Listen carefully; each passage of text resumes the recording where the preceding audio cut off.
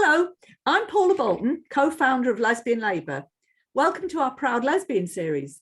During Pride Month, I'll be interviewing a wide range of lesbians to gather lesbian perspectives and to hear about lesbian lives in 2022. And with me for my 12th interview is Miriam Ben Shalom. Hello, Miriam. Greetings, greetings, greetings to all the sisters in the UK. And where are you? I live in Milwaukee, Wisconsin. Milwaukee is in the state of Wisconsin. It is north of Chicago. Okay. Easiest way to explain it. So what I'd like to hear from you, first of all, could you talk to us a bit about your life as a lesbian and what it's meant to you being a lesbian, things that have happened to you as a result? Well, I've been an out activist for 50 years, and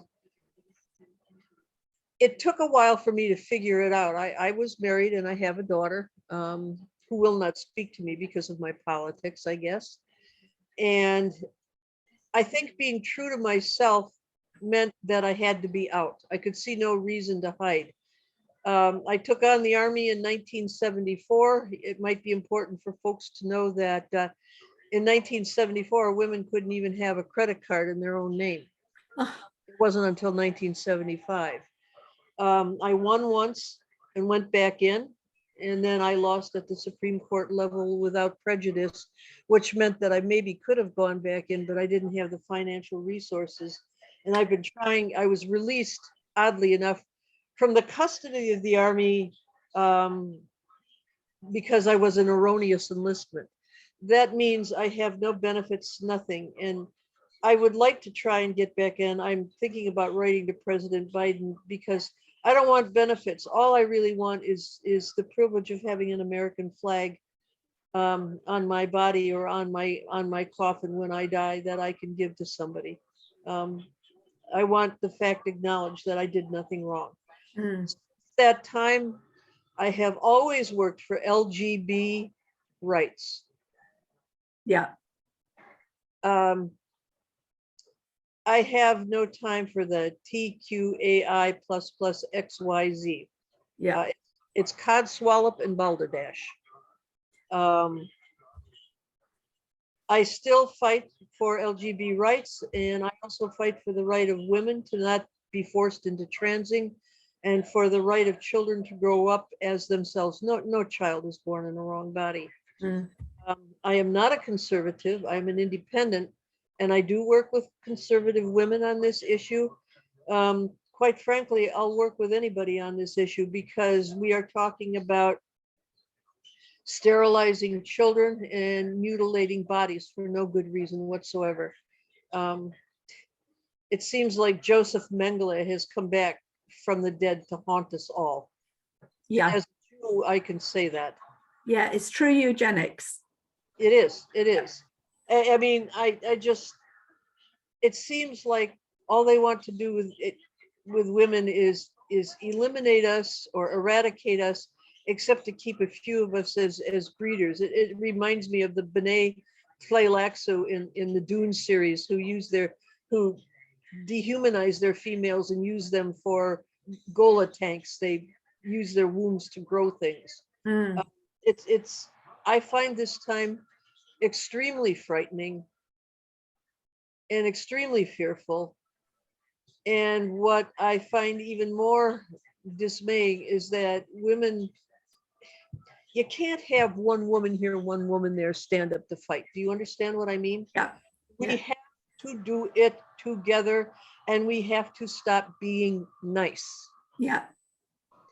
And so for 50 years, I've been fighting for our rights. And I mean, now I see as, what is this, back to the, or forward to the past? Yeah, instead of back to the future. You're absolutely right. And obviously you've had this announcement this week about Roe v. Wade, which must have, It's horrifying. I mean, there are no laws pertaining to males in the United States or male bodies. Okay, we are the only class of human beings which has a law pertaining to our bodies and our right to live as we will. Apparently, we were declared persons under the law sometime back, I think, in the 70s.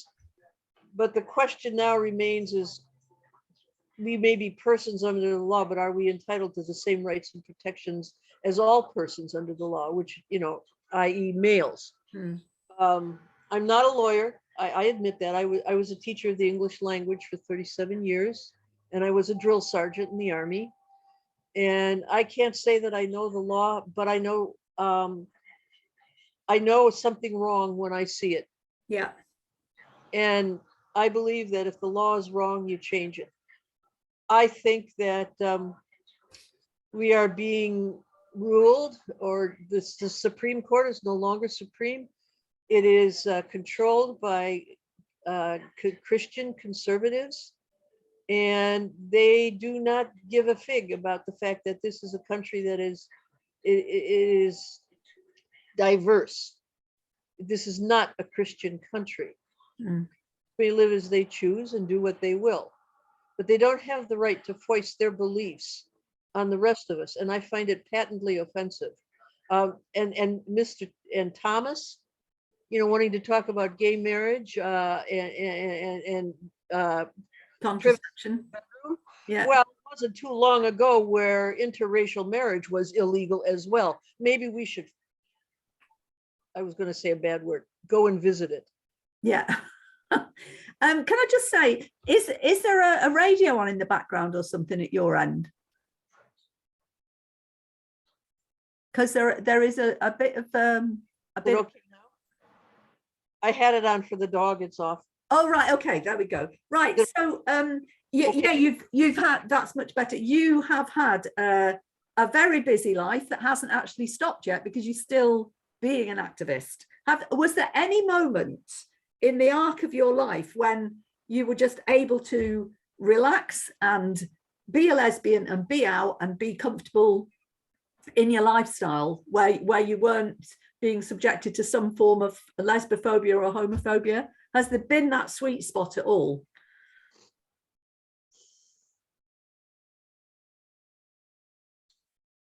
I'm not sure that I can answer that question.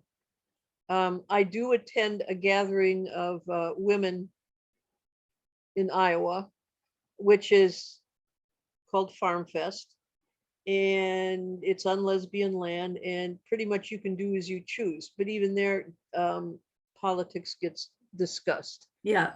I went to the very first Michigan Women's Music Festival and subsequent ones, and perhaps at that first festival, I had the freedom to just be an uppity dyke and have a good time. Yeah.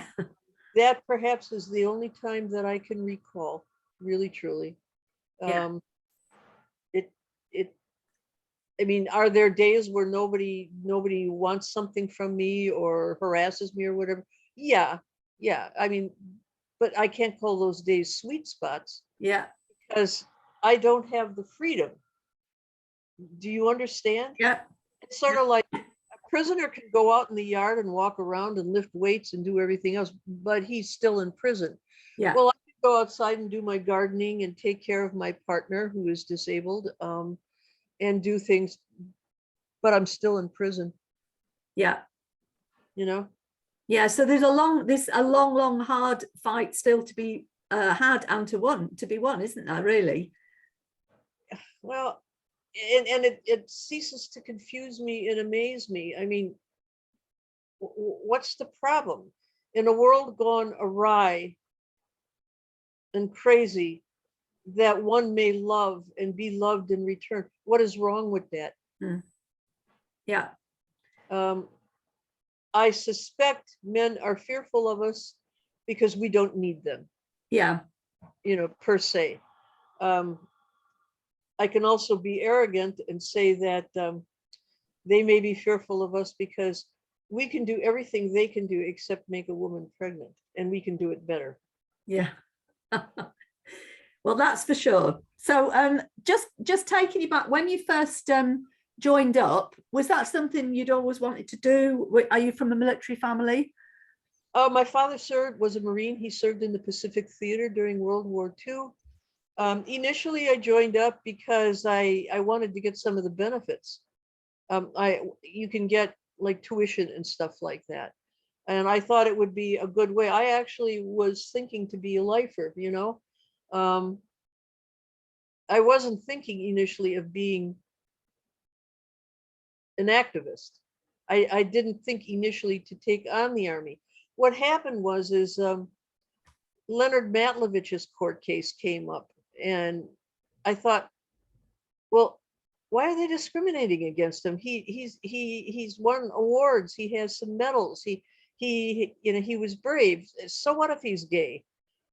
And I really kind of made the mistake of saying something to my commanding officer, like, why are they discharging him? Who cares? And they asked me the question. And I said, I am not a homosexual. The word for me is lesbian, but I understand what you mean, sir. I refuse to lie. That is the crime that got me taken out of the military. I was honest.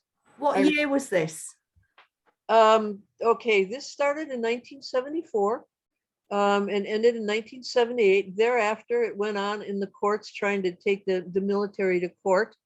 And in 1987, they were ordered to take me back in or be fined.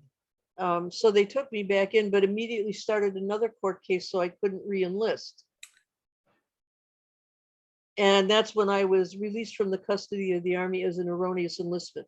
Never mind that I had gotten an increase in rank and I had excellent efficiency and personnel reports. Nobody ever accused me of doing anything wrong because I didn't. Even in the court case, the Army admitted, it's there if you want to go to LexisNexis and look it up, that Sergeant Ben Shalom did not ogle or eye up any other female enlisted personnel. I never did it. I just refused to lie. I didn't sashay down the main drag of a military base wearing lavender fatigues. I wanted my job back, and I didn't feel like lying about who and what I was, though. So how old were you when you joined up? 28. Okay, and were there other lesbians? And you know, was there a life where you found each other and you kept each other's backs? You know, answer that question. I will not answer that question. Okay, well, I will place myself at risk. Yeah, but something that I have never done and never do. I will never out anybody. Yeah. Never. So to even talk about that puts other women at risk. Yeah, absolutely. So when there was the change, or to the rest of the world, it looked like there was a change and a loosening up. I've been arrested in front of the White House twice for protesting the ban on gays in the military. In 2010, we got arrested again, and it was pretty horrific. And a bunch of us did it. There were civilians and military people, and all, you know, and it really got a lot of press. It was then that the ban, President Obama ended the ban. Okay. Yeah. And nothing bad happened. Everybody was going to carry on about it, but nothing bad happened. It's just gay people were there. They were doing what they were doing. Nobody did anything horrible. It was sort of like Y2K. Everybody thought the world in computers was going to end, but nothing happened. Yeah. Bit like that. I was proud to be arrested in front of the White House. Yeah. And I'd do it again if I have to, for women and children and for the human rights and health rights of women. So apart from the obviously the battle with the military, you very clearly articulated what your concerns are at the moment. When did you notice that this eugenics experiment was starting or had started? What brought it to your attention? Well, this is funny. Okay. I was invited, I forget which year it is. It might have been 2018. I'm not sure, maybe 2017, to be the Grand Marshal of the Pride Parade here in Milwaukee. Now, on my Facebook page, I allow people to say what they want, but they are not allowed to bully. Okay, that's a rule. There was an individual referred to itself as it. I am not being facetious. And it said that it is a dragon. And it had what appeared to be tattoos, ears cropped, nose cropped. And frankly, looking at that human being who did this, it kind of weirded me out, frightened me a little. And I said, would you like to take a shower next to somebody like this? Not knowing at the time that it had previously been a male who said he was trans. Okay.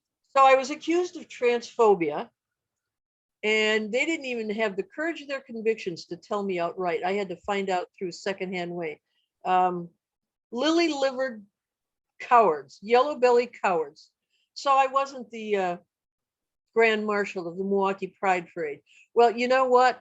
If my fucking legacy depends on my lying, that isn't a legacy I want to pass on. And pardon my bad words.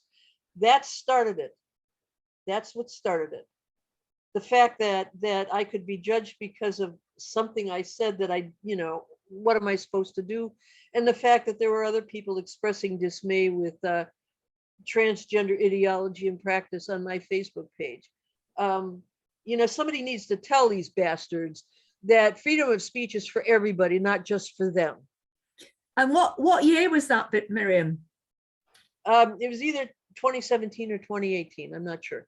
Okay, so that's more or less, I think the UK and the States, that's about the same. We were discussing the Gender Recognition Act here in this. It may have been 2017, because at that time I was then invited to go speak in Madrid at a gender conference. Right. So it's been a little earlier. I've been at it for a while because I had met other people who were soi-disant transgender, and I was not happy with them. They say they just want to pee like hell. Okay, so you had concerns very early on. Yeah. Was there a period before that? They say I have trouble with transgenders. I am not transphobic. I'm not afraid of them. Yes. I don't care. They can live how they want, but they may not require me to validate their mental aberrations. They may not demand that I affirm their delusions. They can live as they want, dress as they want, but they have the right to do that, I have the right to my spaces. I don't understand why women can't have a space free of penis. Yeah. Well, that's what it boils down to, a male-free space. Now it's children, because they're sterilizing kids. What's the matter with these parents? I'm a lesbian and I can see what's wrong. I mean, is Munchausen by proxy that strong? I wonder, just going back, was there a period when when your social life included lesbian only spaces? Was there plenty of that available in your? No. Okay, so is that because they weren't there, or where you were living? Partly it had to do with there were some bars. There used to be a lot of lesbian bars, and I would go out, but I'm in a 29-year relationship, and I'm very monogamous. Right. She is disabled. She fell and crushed her knee and her ankle, and she's in a rehab facility right now and trying to be able to walk again. So we didn't go out that much. We did go to a couple meetings here and there, but I'm sorry. Just because a man wears a dress doesn't make him a woman, and it just was foul. Okay. So was that always happening then? Even the one lesbian bar that remains in Milwaukee is open to diversity. It's inclusive. I'm sorry that it isn't there, and that's a shame, because I'm a second wave feminist, and when I started coming out, there were feminist bookstores, there were meetings. It was a wonderful time. Things happened, and then I joined Gay People's Union, and we protested against anti-gay things and fought with the police department, and all this stuff. And now it's sad. There are very few places for women only. There aren't any feminist bookstores to speak of. Lesbian bars are populated by cocks and frocks, and non-binary people or queer people, whatever that friggin' means. And it's just, there's no really place for women. And if women do go out and try to go together, you get these, these Brunning and Stave men all in black with masks on, such brave men, saying to these women, they can't go and be in a pub. Why doesn't somebody kick them in the nuts? Well, that is clearly happening here. Not the kicking in the nuts, maybe, but that stuff. So we are in parallel, aren't we? Across the pond, as they say.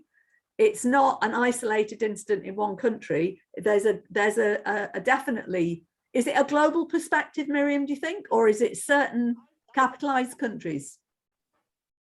One study, one piece of statistics says that 137 women are killed a day worldwide. It's probably more, because how would you know? Yeah. I think women are imperiled no matter where they are. Look at what's happening in Afghanistan to women.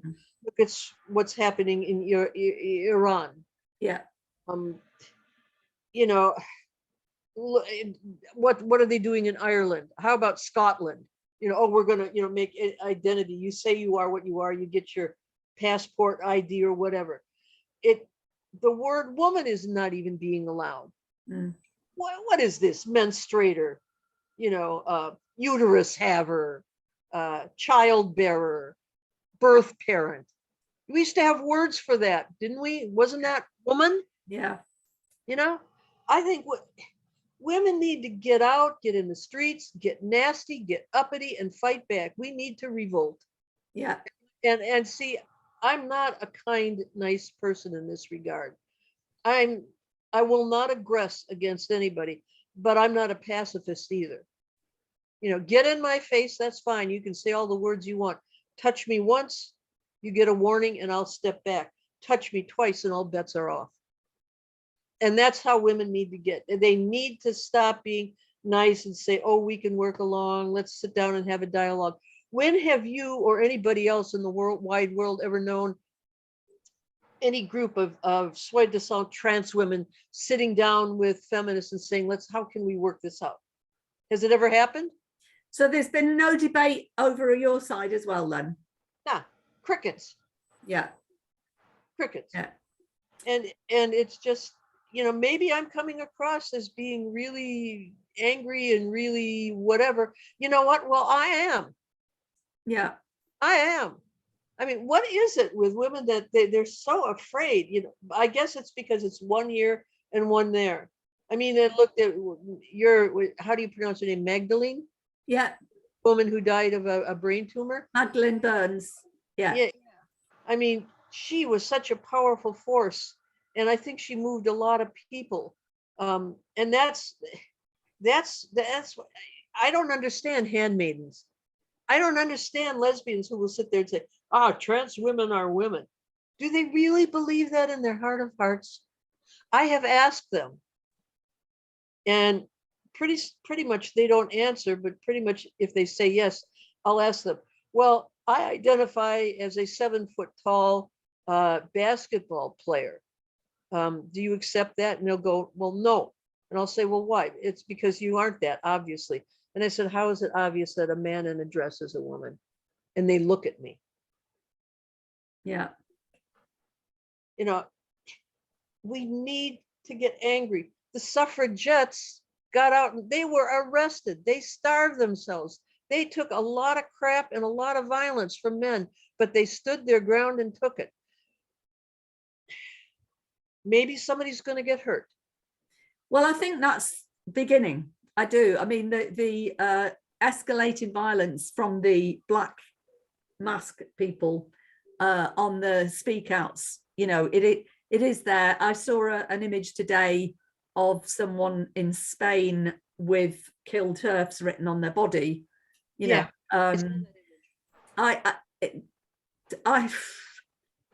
think it is going to get worse before it gets better. I mean, you know what I have to say to that?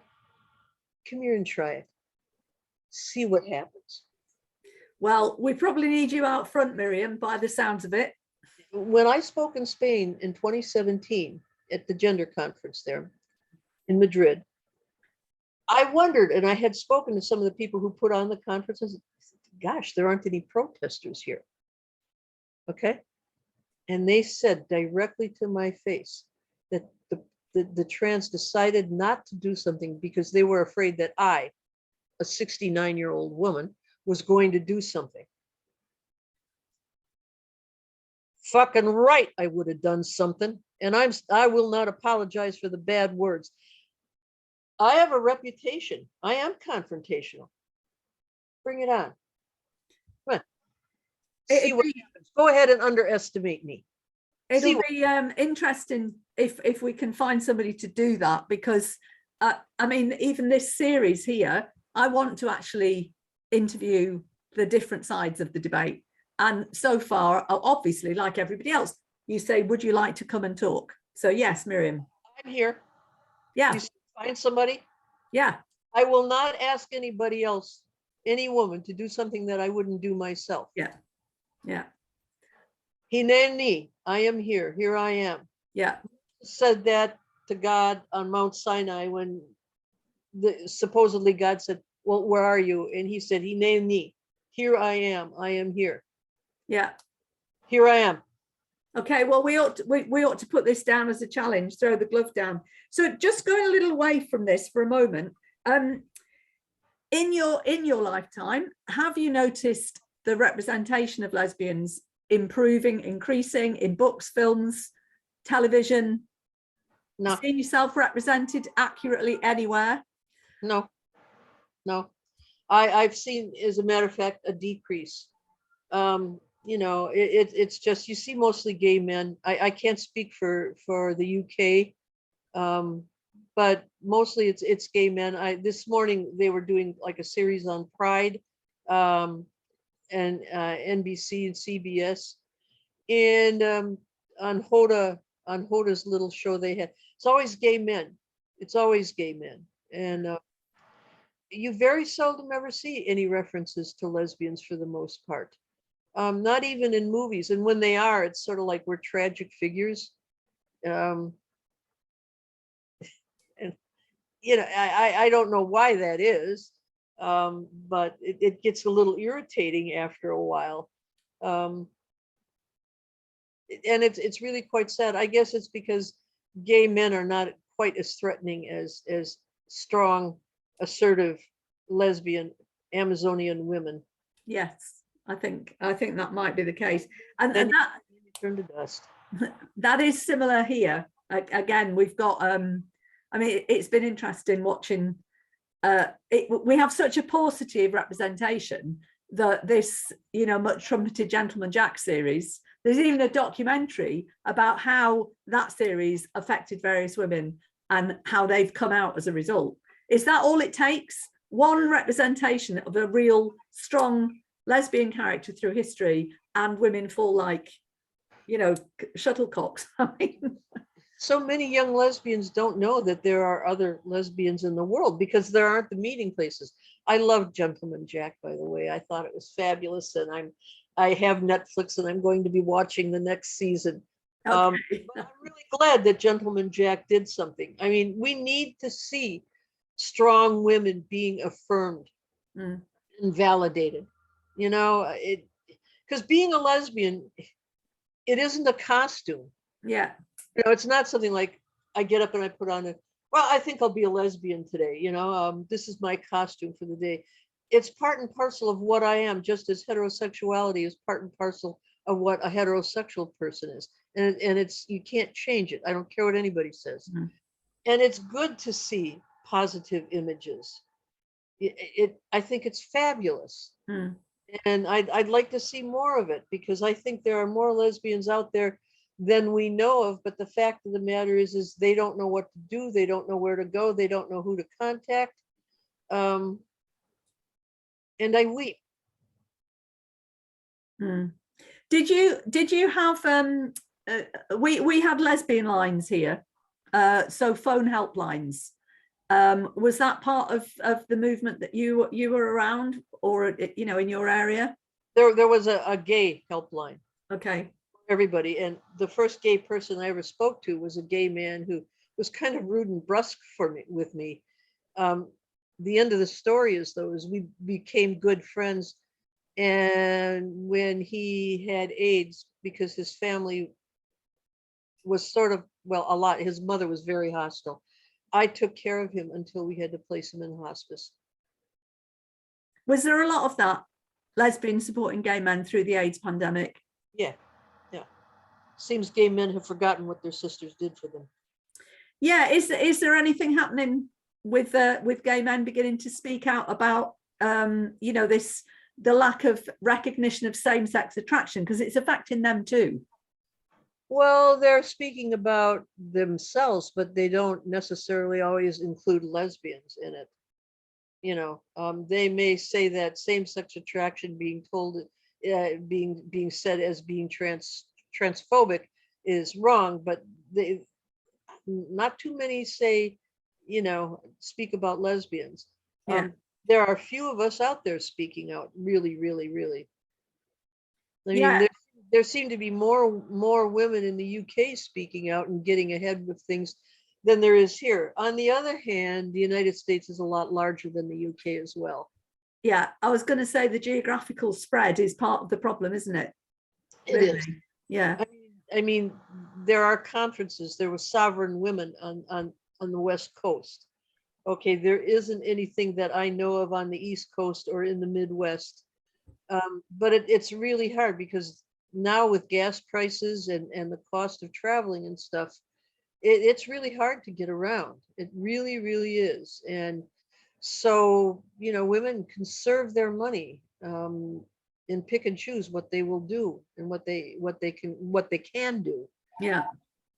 Can I just ask, in your own upbringing, was there an acceptance of your sexual orientation? No. Did you experience homophobia in your family? Sorry, I'll let you deal with that. Yes, I did. I mean, my sisters, not so much from my brother. Well, one brother, I won't talk to him anymore. He can take his judgment of me and shove it where the sun doesn't shine. It doesn't matter to me. He's not important in my life. Initially, a couple of my sisters were hostile, like, oh, do you know what they said to us when we were growing up because you were out and you're a lesbian and you didn't be quiet about it? And I said, so you're holding me responsible for the words of others. How does that work?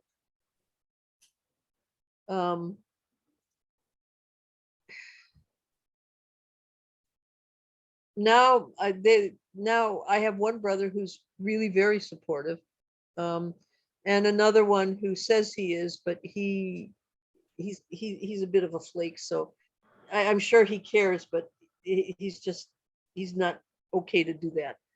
I don't have much to do with my family. None of them have offered to come in and help, like with my partner or anything. And so I consider the two of us alone because she hasn't family either, literally. Yeah, that is one point that came up, the meeting that I was at before we spoke. The only bit that resonated at all was the issue of when you get to the stage where you might be needing support and care, because so few of us have got good connections with our families and there are fewer lesbians who have had children, then we do tend to be more isolated, and that a lot of work needs to be done around that. And has there been any forward movement on that in the States? Not that I know of. Okay, no. There may have been, but I don't know of any. Yeah. I know down in Florida, there's one like senior living place, allegedly for gay people, but I think it's primarily gay men. There might be a few lesbians down there. Mm-hmm. You know, everybody talks about it, but you know, who has the kind of money?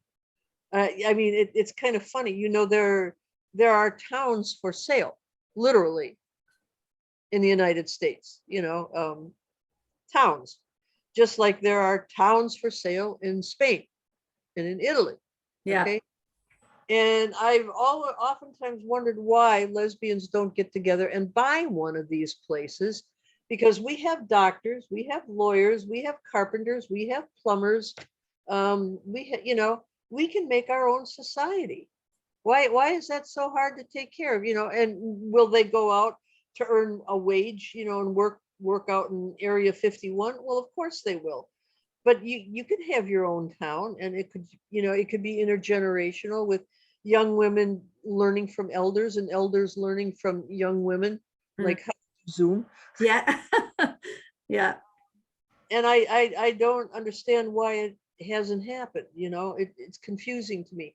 There are little bits and pieces of lesbian land hither and yon, hither and yon, hither and yon, but it isn't like those could be developed into a town, or a village. Yeah. There is one of the other interviewees, a woman called Jo Campbell in Manchester. Well, actually, she works all over, but she's got some land in Bulgaria. She's got a village, and that's her dream. So I'm going to hook you two up, because at least it's a vision that needs to be developed. And I'm wondering, you said you were at the first Michigan music festival. Did you only just go the once? Oh, no, I went to many, many, many. And the last one, and I cried all the way through it. I mean, and we have our transgender community to thank for the end of it. I think the producers just got sick of dealing with it, dealing with the bullshit, and the harassment from the transgenders and their supporters when we would line up to get in. Those people were not kind. They were not kind to people in line, nor were they kind to the earth. I know, because I went to their so-called encampment afterwards. It was filthy. There was fecal material and toilet paper and junk and garbage and crap all over the place. That says what kind of people they are. And that was always a part of your festival, wasn't it? That it was in harmony with the earth. The way the land was cared for by the women. Yeah, the land was cared for. They took it's still being cared for. They do have fund, and they do have events on it. My problem is they do allow trans women on the land, and I think that's an abomination. It's my opinion, and I'm entitled to it. I do not tell them they're wrong. I just say I don't agree, and that's it. So I won't go to anything on the land, because I can't. I remember that land when it was just women. Yeah. And honestly, I don't know what I'd do if I went to an event and came strutting along, or taking a shower, and here comes some dude with his dingling hanging out because he says he's a woman. I would rather not. Okay. It's interesting hearing you describe those practical problems, because we had a women's music festival in Wales that I used to be the artistic director for, the Women in Tune camp, and we stopped in 2014, and that wasn't the reason, but it was becoming an issue, and those very real questions were being asked. So well, my issue is that festival took place on private land. It wasn't public land. I think they could have gotten and dealt with it very easily by saying this is a private festival, and if you bought a ticket to go in, okay, you got an ID card or something, right? Yeah. And no men. You had to have this to get in, and you had to be vetted as being a woman-born woman. And I think that women should be entitled to have things on private land. And if the transgender community and their supporters don't like it, too damn bad. Go do your own festival. Go do your own thing. Am I right that the idea of what is offensive is treated differently in the States than it is in the UK? I don't think so. It hasn't reached the point yet where not using the correct pronoun or not using the correct gender identity words has become a crime. But people are losing jobs. In Milwaukee, we have a teacher who spoke at a rally at the end of April in Madison, which is our state capital. Such Brunning and Stave transgenders initially got in touch with her school and outed her for what she said. Yeah, she used some raw language, but she didn't use any language that I haven't heard a coach use when he's out there with his players. Okay, let's be honest. So she may lose her job. She's got a lawyer. She's going through a hearing. They came and they posted signs directly on her property, which she took down. And it finally took the police coming and seeing what they were doing to, talk to a few people and say, stop it. Yeah. So they couldn't chalk her sidewalks and stuff. It's more these people call up and say, do you know that Jane Doe said thus and such, and it's transphobic, and do you want somebody like that working there? And they try to get people fired. I'm lucky because I'm retired. Let them come at me. What are they going to try and do to me? I honestly don't know what I would do were I still teaching. Because I'm sorry, I'm not going to play this game. I will not allow my heart and my soul and my integrity to be so prostituted and so perverted as to open the gates for any other type of wrongdoing or mischief. I refuse. Yeah. I mean, you've got such a clear and very firm line that, we talk here about all the gaslighting that's going on and the confusion that it leads to and the mental health deterioration it leads to when you take one step into accepting any of it. And what I'm witnessing in you is an absolute clarity, which is actually fascinating to watch. I am 74 years old. I've been in the military. I lived in Israel. I've seen a thing or two in my life. And I know the difference between right and wrong. A warrior must act as if she knew, even though she doesn't know, and she may not know the outcome.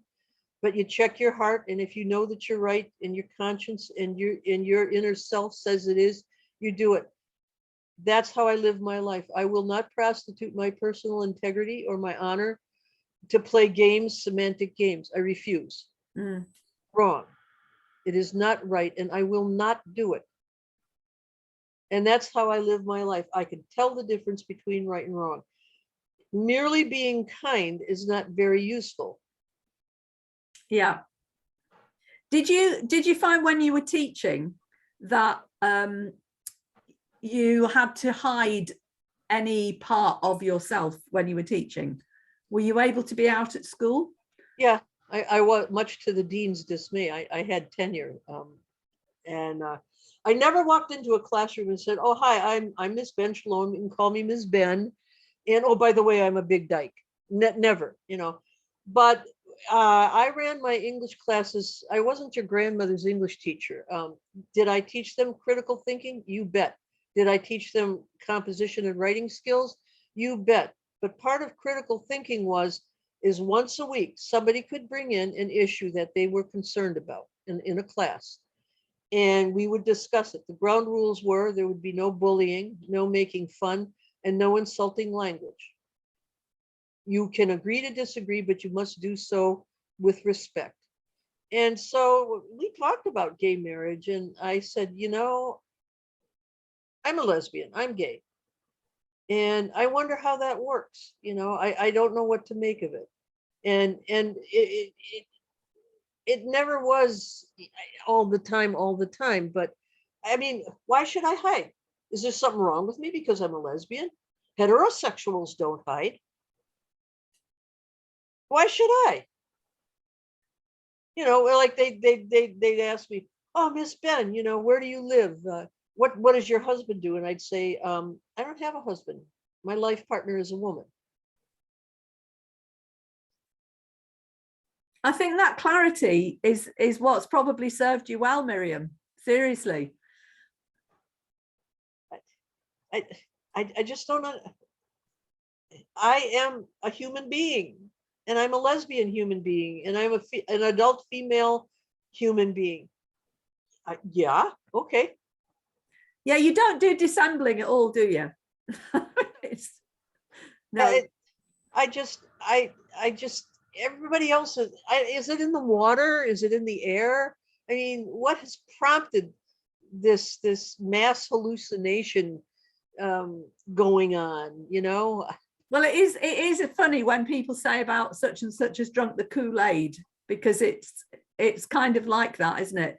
When you hear the mantras and the reading from a set script, it's really peculiar. Well, it is, because they think they're being so original, but when you try and engage them civilly in a dialogue, all they can do is come back and call names and threaten and be rude and be bullying, because they haven't a leg to stand on. Yeah. They have nothing to stand on. They can parrot fake science. They can parrot, fake thoughts and call it one thing or another.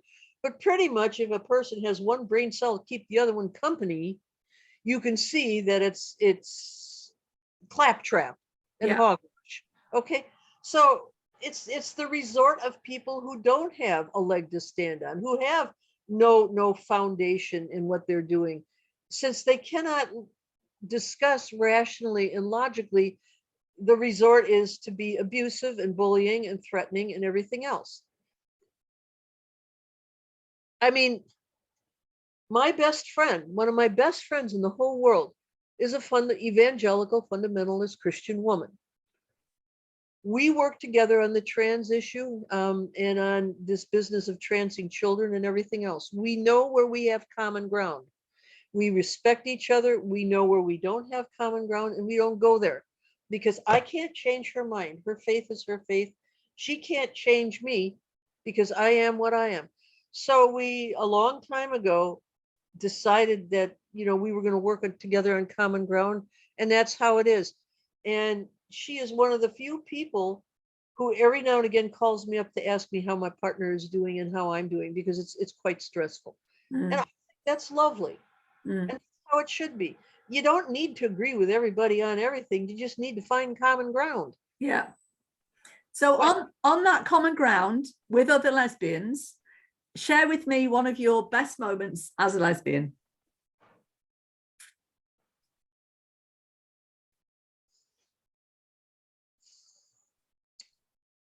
"29 years ago, I was walking down the hallway of a high school, and there was a 6 foot tall woman putting up posters in French, because she was a French teacher and she was the head of the French department.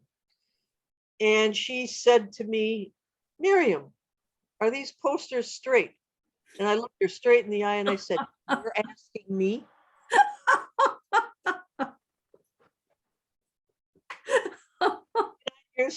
And what's funny about it is I had no idea she was interested in me, because I don't have gaydar. I can't tell. Okay. Yeah. I never could. I've had women come up to me later on and say, 'Well, didn't you know I was interested? Didn't you know this?' No, I didn't. Because I don't look at women that way. So she gave me a Keith Haring card with her name and address on it. And it was like, it finally penetrated, the obtuseness of my brain. And going on 29 years, we're still together. Well, that is a lovely place to close, actually, with that lovely smile and that lovely beginning and end there. I'd like to wish her well in her recovery as well. Thank you. I hope that we can hook you up with others that share your vision, Miriam. And thank you very much for all the work you've done for the cause all these years. No, it's necessary. We each do what we can and what we will. And now we need to do what we must. Yeah. I will work with anybody, anywhere, any place, anytime. Okay. Well, warrior woman, Miriam Ben Shalom, thank you very much. Be well, stay safe, take care.